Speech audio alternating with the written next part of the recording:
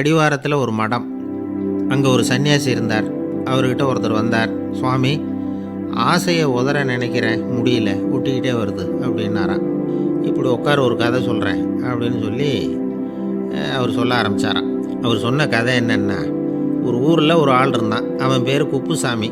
அவன்கிட்ட எப்பவும் ஒரு பழைய தொப்பி இருக்கும், விடவே மாட்டான். அதனால் அவனை எல்லோரும் தொப்பி சாமி அப்படின்னு தான் கூப்பிடுறது வழக்கம். ஒரு புது தொப்பி வாங்கிக்கப்படாதாப்பா அப்படின்னு நண்பர்கள்லாம் சொல்லி பார்த்தாங்க. பணத்துக்கு எங்கே போவேன் அப்படின்னு விட்டானான். பணம் வச்சுருக்கான், செலவு பண்ண மனசு வரல, மகா கஞ்சன். பழைய பாட்டில்கள்லாம் வாங்கி விற்றுக்கிட்டு இருந்தான். அப்படி ஒரு தடவை பழைய கண்ணாடி சாமான்களை ஏலத்தில் எடுத்தப்போ அதில் ஒரு அருமையான சென்ட்டு பாட்டில் கிடச்சிது. உடனே ஒரு ஐடியா பண்ணான். அந்த சென்ட்டை சின்ன சின்ன பாட்டில்களில் அடைச்சி ஜன்னல் ஓரமாக அடுக்கி வச்சுட்டான். அதை விற்றா நிறைய பணம் கிடைக்குமே. அதனால் இதுக்கு இடையில் ஒரு நாள் அவன் அப்படியே உட்காந்துருந்தான். அந்த நேரம் நண்பன் வந்தான். ஏண்டா, உன் பழைய தொப்பியை மாற்றப்படாதா? ஊரில் எல்லோரும் கேலி பேசுகிறாங்களே ஒன்று தொப்பி சாமின்னு அப்படின்னு சொல்லி கேட்டிருக்கான். இந்த சென்ட்டு பாட்டில் விற்றதும் பணம் வரும், அதுக்கப்புறம் பார்க்கலாம் அப்படின்னு நானா இவன். சரி வா, நீச்சல் குளத்துக்கு போயிட்டு வருவோம் அப்படின்னு கூப்பிட்ருக்கான் நண்பன். 2 பேரும் போனாங்க. அதே நேரம் அந்த ஊர் நீதிபதியும் அங்கே குளிக்க வந்தாராம். அவர்கிட்ட இருந்தது விலை வசந்த ஒரு புது தொப்பி. அதை அங்கே இருந்த ஸ்டாண்டில் மாட்டிவிட்டு குளிக்க போனார். இதுக்கிடையில் குப்புசாமி குளிச்சுட்டு வந்தான். அவனுடைய பழைய தொப்பியை காணலை. அந்த புது தொப்பியை பார்த்தா இது நண்பனுடைய வேலை தான் அப்படிங்கிறதாக புரிஞ்சுக்கிட்டு அதை எடுத்து மாட்டிகிட்டு வந்துட்டான். நீதிபதி குளிச்சுட்டு வந்து பார்க்குறாரு, தொப்பியை காணும். போலீஸில் புகார் கொடுத்தார்.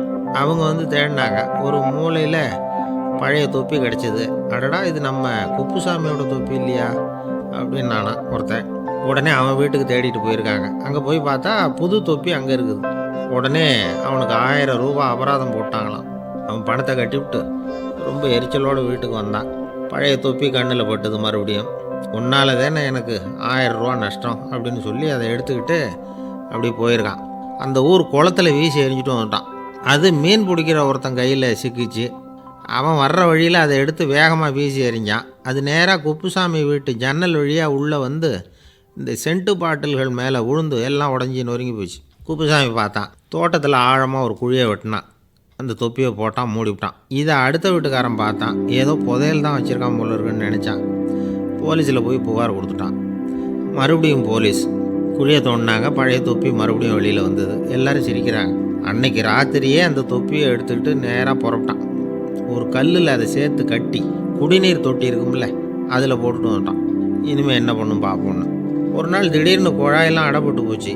மாநகராட்சி அலுவலர்கள் என்னன்னு பார்த்தா அந்த பழைய தொப்பி குழாயை அடைச்சிக்கிட்டு இருக்குது. இது குப்புசாமியோட தொப்பிங்கிறது தான் எல்லாருக்கும் தெரியுமே. உடனே குடிநீரை பாழாக்கணத்துக்காக குப்புசாமிக்கு கோர்ட்டு 2500 ரூபா அபராதம் போட்டுவிட்டது. அதையும் கட்டிவிட்டு வெளில வந்தான். கடைசியாக முடிவு பண்ணான். ஒரு நெருப்பு குச்சியை கிழிச்சான். தொப்பியை கொளுத்தினான். எரிஞ்சுது. எடுத்து வெளில எரிஞ்சான்.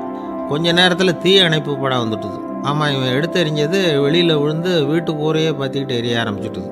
அவனோட பணத்தாசையும் அதோடு சேர்ந்து எரிஞ்சு போச்சான். இப்படி ஒரு கதை. இந்த கதையை சொல்லி முடித்தார் அந்த இமயமலை அடிவாரத்தில் இருந்த சன்னியாசி.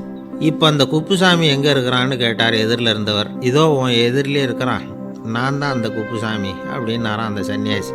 அந்த குப்புசாமி கிட்டே இருந்தது மாதிரி ஒரு பழைய தொப்பி நம்ம ஒவ்வொருத்தர்கிட்டையும் உண்டு. அதை எப்படி தொலைக்கிறதுன்னு தெரியாமல் தடுமாறிக்கிட்டு இருக்கிறோம். அது என்ன தொப்பிங்கிறீங்களா?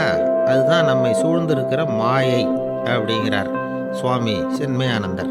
மெய்ஞானம் கிடைக்கிறப்போ மாயை எரிஞ்சு போகும் அப்படிங்கிறது அவருடைய கருத்து. நம்மால் ஒருத்தர்